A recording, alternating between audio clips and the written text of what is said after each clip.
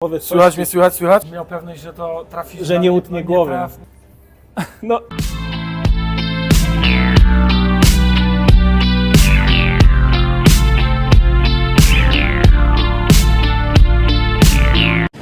Ostatnio coś dużo tych dworców. Ale takie życie jest, kiedy człowiek chce samochód dać do warsztatu, a nie ma czym na co dzień jeździć. Pozostają ci pociągi. Jeżeli jesteśmy na dworcu, to znaczy, że co? Że kolejny odcinek Czarnula Project. Zapraszam. Cześć, witam Was w kolejnym odcinku. Tym razem jest to odcinek specjalny, prosto z warsztatu. Więc idziemy zobaczyć Czarnulę. Jak to wygląda. Tak, a tutaj sam ordynator Darek. A cześć, witajcie. Cześć, może pokażesz mi mniej więcej, co się od ostatniego razu zdarzyło z tym To samochodem? może zaczniemy od tego, co zostało zrobione, a co zostanie jeszcze przed nami. Jak dobrze wiecie, przednie nadkola, słupki A, progi, to co żeście w ostatnich filmach widzieli, mamy praktycznie zrobione na gotowo.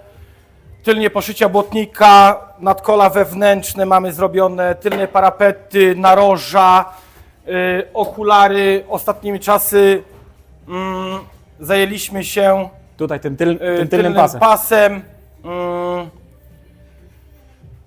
Następnie będziemy robić tylnie okulary. No, staramy się iść po kolei, żeby mieć wszystko na gotowo za nami zrobione. W kolejnych etapach mamy zrobione nadkole zewnętrzne wraz z nadkolem wewnętrznym. Mamy zrobione uchwyt lewarka. Mamy zrobione drzwi. No i w kolejnych etapach mamy przednie lewe nadkole. Ta sama historia, co ostatnio we filmie pokazywane było. Słupek A, czyli wycinamy poszycia zewnętrzne, wewnętrzne, żeby dostać się całkowicie do zdrowej blachy. Nieszczęsna rdza, tak. Tutaj widać nawet, jak to na wylot wyszło. Tam z tyłu jest w środku już zabezpieczająca blacha, żeby przy spawaniu nie zapaliło się nic od środka. Ale no, tu będzie zabawy przy tym. Tak, dodatkowo mamy jeszcze, wiadomo, został nam mocowanie lewarka wraz z progiem zewnętrznym i progiem wewnętrznym, wzmocnieniami, końcówka. Nadkole tak samo do oczyszczenia, do wytrawienia. W dalszych etapach prac mamy zająć się pod całym podwoziem, czyli będziemy prawdopodobnie oczyszczać starą konserwację, będziemy wytrawiać wszystkie rdzawki, ubytki. I co, na końcu będzie natryśnięta konserwacja Autoplast produktu Predator C300. Jest to konserwacja offroadowa o bardzo wysokiej twardości. Bardzo polecam. taka kobra. Fajna, taka naprawdę jest taka, no, one występują pod różnymi nazwami, a praktycznie można powiedzieć, jest to wszystko to samo, tak? Co jeszcze możemy tu dodać? Wszystkie rdzawki, czyli takiego typu jak na przednich belkach, na łącznikach i tak dalej, będziemy to wszystko wytrawiać, czyścić. No, musimy powiedzieć sobie tutaj wprost, że auto nie nadawało się do typowego, kapitalnego remontu z tego względu, że ono było w bardzo ładnie stanie technicznym i blacharskim. Wiadomo, przez te wszystkie swoje lata miało jakieś ubytki blaszane, lakiernicze i tak dalej, ale no mówię, tu auto nie nadawało się do całkowitej rozbiórki, żeby to robić od podstaw, bo to auto jest w bardzo ładnym stanie, choć nie ukrywamy, że no, musimy je podleczyć w niektórych kwestiach i będzie bardzo ładne. Przez jakby pierwsze 20 lat, 18 lat tego życia auto było w normalnym użytkowaniu, bo ostatnio nawet sobie zajrzałem do Cepiku, żeby zobaczyć, jak są te rejestracyjne numery i daty i wszystko wpisane. No to co można w Cepiku wyczytać, to w 2004 trafił z Niemiec do Polski i później przez 4 lata zmieniał tam 3 właścicieli aż, co 2 lata, co rok, więc to tak zmieniało się, ale głównie śląskie, na Śląsku jest zarejestrowany był. No i w 2008 trafił w październiku już w moje ręce, no i wtedy był używany tylko na wakacje i był używany od święta, a później stał w garażu. To jest jakieś ile, no matematyka na żywo, 18 lat, 16? Nie, mówię co ja. 2008 i to jest 2024? 16 lat. 16 lat. 16 lat jakby auto głównie stało sobie i było jeżdżone tylko w wakacje. No niestety na początku też zimą używałem i mi się wydaje, że wiele z tych rzeczy to jest właśnie też powód, że on zimą Ale też Patryk postawiony trzeba był, sobie nie? dać tutaj, że tak powiem, duży znak zapytania z tego względu, że błędy technologiczne nie wychodziły tutaj z użytkowania kierowcy czy właściciela, ale przez takie rzeczy, które są technologicznie źle zrobione w Mercedesach w tej wersji 124 Coupe, czyli tak ostatnio żeśmy mówili, spływ wody, który jest usadowiony na samej górze, spływa po całym słupku. Te mastyki z latem kruszeją, ta woda musi tu się dostać i przez to wygląda tak, jak to wygląda. Gdyby ten spływ wody był pociągnięty słupkiem w środku, wypuszczony dołem progu i zabezpieczony, to Mogłoby tak, to lepiej tak by wyglądać. to nie wyglądało. No. Znamy 124, bo no, nie jedną wersję i sztukę robimy, wiemy co go boli, dajemy im nowe życie. dajemy im nowe życie. Więc także Później jeszcze zamontujemy tutaj to wygłuszenie na tej masce. A jak w ogóle maska wygląda? Czy oglądałeś ją? maska jest bardzo ładna, ma tam kilka rdzawek typowo do oczyszczenia, do wytrawienia, ale to jest naprawdę bardzo ładnie ona wygląda. Mamy wiadomo, tutaj to są stare ubytki po kleju, który od wygłuszenia maski, one będą usunięte przed samym lakierowaniem, będzie nowe wygłuszenie. Więc także no, detale takie jak te wszystkie plastiki, dzisiaj tutaj stwierdziliśmy sobie, że będziemy te wszystkie plastiki wymieniać na nowe, bo one swoje lata mają, są skruszałe, a żeby to ładnie ta listwa leżała. Nowe spineczki. Tak, nowe spineczki. Będziemy nowe lecieć już wszystkie- z całym kompletem. Nie będziemy Tak. kombinować stare, bo wiadomo, że to może tylko działać na dzisiaj, a za 2-3 dni, miesiąc, rok wszystko może puścić i Tak. efekt będzie Tu mamy ten mizerny. efekt, cośmy wspominali wcześniej, że będziemy zrywać ten szpachelek, który tutaj był posiadany i spękany, praktycznie no, jest zrywany do zera. Tu Nie mamy jeszcze tą naprawę. Postaram się ująć, żeby było widać, jakie są takie fale. Ktoś to później te fale wszystkie szpachlą bardzo mocno aż do tego miejsca Tak. próbowały naprawić.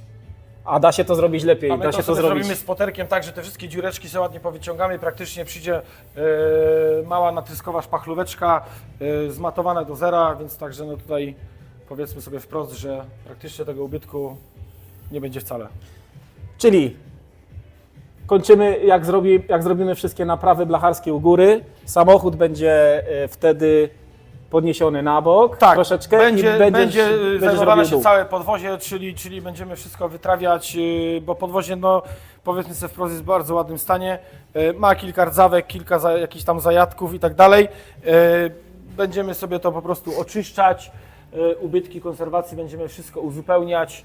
Na to pójdzie całe podwozie wraz z nadkolami, będzie nowa konserwacja położona i zabezpieczone, tak to powinno być. Po lakierowaniu oczywiście będziemy robić konserwację profili zamkniętych, czyli no jak każdy wie, no, profile zamknięte, czyli wnętrza progów, fartuchów, podłużnic, tylne wewnętrzne nadkola od strony błotników, od bagażnika, no tak żeby to miało sens, żeby to wszystko Jest tutaj troszeczkę, wyglądało. żeby to wszystko zrobić porządnie. Że tutaj troszkę śladów nie widać, nie? Po tej naprawie, jak oni to wszystko No, tam schowali. delikatnie jakbyś tam, wiesz, Widać kuceczkiem troszkę, nie? zmatował, by było widać, nie? Czyli Bo to malowane było tak i Tak, zabezpieczone, to jest żeby nie było zabezpieczone śladu. Tak. Rdzawki, które mamy w bagażniku, takie rzeczy, to będziemy już sobie na samym końcu robić, jak już auto będzie na kołach stało, to mamy dosyć wysoko, będziemy to wszystko wytrawiane, oczywiście to na końcu będzie lakierowane. Tylnią klapę jeszcze musimy się zająć, bo tam na samym końcu. No i tak to powoli wygląda, no zbliżamy się powoli ku końcowi, najważniejsza rzecz zostało ten słupek A z lewej strony do zrobienia i praktycznie, no co, podwozie i będziemy zamykać temat blacharki, no zostanie konserwacja i finalnie auto trafia na lakiernię. I jakie terminy myślisz mniej więcej? I ile jeszcze czasu zajmie ta blacharka? Znaczy ja sądzę, że blacharka zajmie około no, 1,5 tygodnia do 2 tygodni z konserwacją, żeby zrobić auto na gotowo, czyli mówimy o oddaniu auto na lakiernię. Tak, bo konserwację profili zamkniętych robimy po lakierowaniu, żeby po prostu no, lakiernicy nie wyzywali nas, że wszystko jest tłuste, brudne i tak dalej, bo to wiadomo, to się robi dopiero po lakierowaniu. My tak akurat robimy, nasz warsztat tak akurat robi, więc... Trzeba dać jeszcze trzeba przypomnieć, że samochód dostałeś w Sylwestra, ale tak naprawdę dopiero wziąłeś się pracę za niego w połowie stycznia chyba, czy później. Końcówka stycznia to była, no, końcówka stycznia, więc... Ekspresowo, jak na praktycznie- projekty to jest ekspresowo. Mamy moim zdaniem. projekty tutaj takie no, mniejsze, większe i staramy się być słowni, że tak powiem, iść według harmonogramu, który mamy stworzony, no bo to wiadomo, przecież czasami jest tak, że musimy odejść od tego projektu, jak mamy robotę 1-2-dniową, tak? I to jest zrozumiałe i normalne. No. No dobra, nie wiem jak ty myślisz, ale ja bym się może jakiejś kawy napił. Tak. I może byśmy sobie pogadali jeszcze. Możemy tak zrobić, jak najbardziej. To co? Dobra, to idziemy. Idziemy. A few minutes later. Pokrótce może powiem, w jaki sposób trafiłem na warsztat Darka. Szukając dobrego, zaufanego warsztatu blacharskiego, pytałem się na forach i na Facebookach i jeden z klientów Darka dał mi namiary właśnie na ten warsztat. Nie wiem, czy pamiętasz może to zlecenie, to był niebieski Mercedes. Tak, pamiętam mi bardzo doskonale.